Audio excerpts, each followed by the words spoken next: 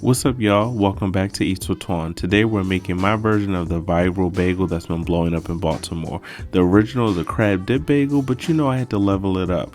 We're adding shrimp to make it even better. That's right, a crab and shrimp dip bagel. This bagel is creamy, cheesy, and packed with flavor. I'm gonna walk you through this recipe and stay to the end so I can tell you how it tastes. The list of the ingredients and measurements is located in the description box. I have two different types of bagel, Asiago cheese and plain. Pick whatever bagels you like, okay? Now, let's prepare the shrimp. You need clean and deveined shrimp. Choose any size shrimp you like, all right? Of course, we have Old Bay seasoning to season the shrimp. While seasoning the shrimp, make sure you like this video and subscribe to my channel for more recipes from Eats with Twan. Now, do not over season your shrimp. Give it a good mix just like that. For reference, the size of my shrimp was 31 to 40 count, okay?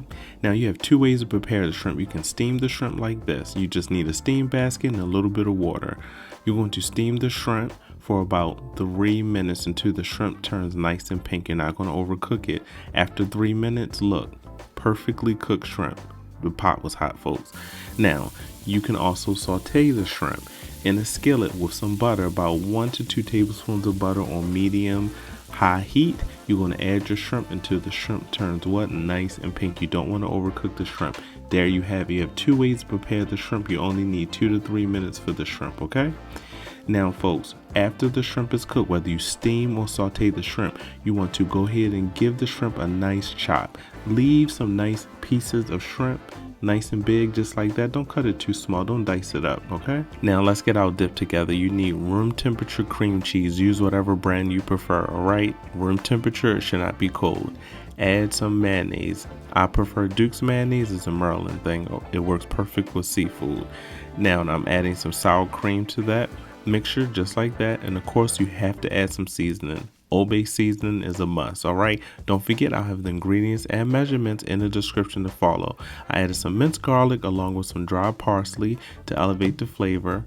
To that, I added half of a lemon squeeze, all right? Just like that, okay?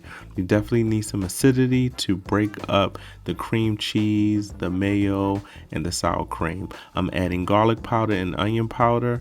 No additional salt for this recipe, folks, okay? We're going to add that good old W sauce, Worcestershire sauce. You know what I mean. Now, for a kick of heat, add some hot sauce. Add as much or as little as you like, but I'll have some measurements in the description to give you an idea.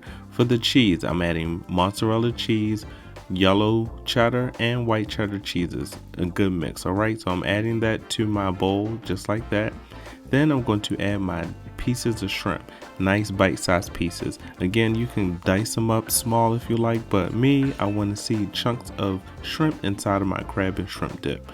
All right, now this is why it's important to make sure your cream cheese is room temperature, folks. This will be incredibly difficult to mix together if the cream cheese is cold, and then the dip will be lumpy. You don't want that. So give it a good mix and it should combine nicely, all right?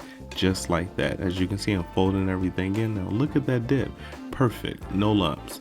Now, I wasn't finished. I added some grated Parmesan cheese just to elevate it. Not too much cheese, a nice mix of it. Now, folks, you want to do all your heavy mixing before you add your lump crab meat to this dish. You do not want to break up those beautiful lumps. As you can see, I have some lump crab meat.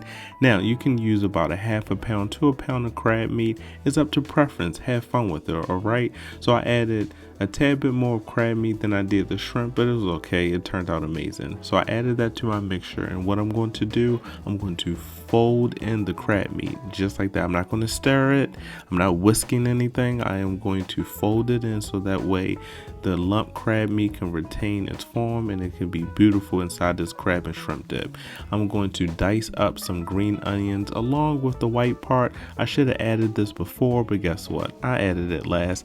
It didn't hurt anything, but I still folded in the mixture. I didn't stir because, again, I want to see those lumps, all right? So I went ahead and folded that in just like that.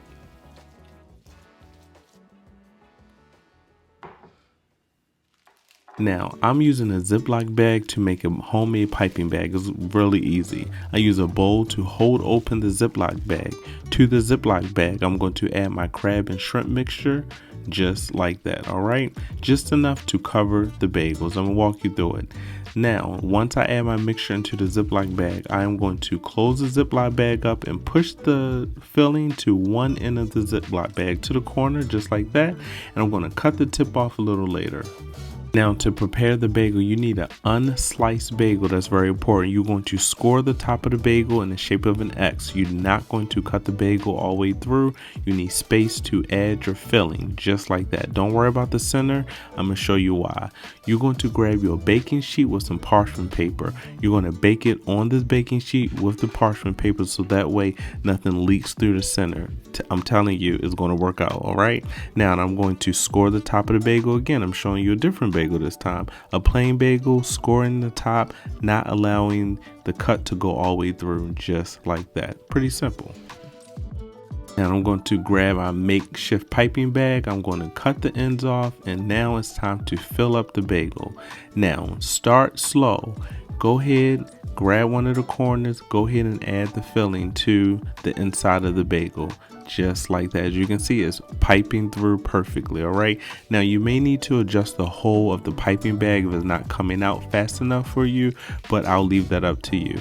Now once you get all corners, go ahead and add the remaining filling to the top, just like that. Okay, so I got all the corners and crevices. Now I'm adding the remaining dip onto the top of the bagel, just like that.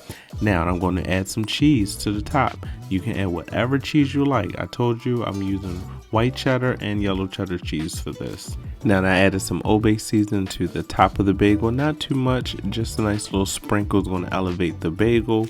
Now you're going to repeat the same steps for any bagel that you're working on. All right, so for my second bagel, I'm adding the filling to the corners and crevices, and then the remaining filling on top, just like that. I'm going to add some shredded cheese to the top, the yellow and the white cheddar cheese, and then I'm gonna sprinkle some Old Bay seasoning on top, just like the first one. Very simple steps, and again, you can make this recipe your own. I'm going to bake this on 375 for about 10 minutes or until the cheese is nice and melted and gooey. All right, now look, once it comes out of the oven, look at that, yo. The cheese looks amazing. It has the right consistency, the right color. The bagels are not burnt. It's nice and soft, but still has a nice bite to it. Now let's go ahead and give one of these crab and shrimp bagels a try. I started off with the Asiago cheese bagel. Whew, let me tell you something. The lump crab, the shrimp pairs perfectly with this bagel. So good. Look at that cheese. Everything is nice and gooey, melted, packed with flavor. The bagel, nice and chewy, had a nice bite to it. You have the crab and shrimp dip. This is so good. And if you're wondering, yes, I ate both. Let me know in the comments you give this recipe a try. I'll see you next time.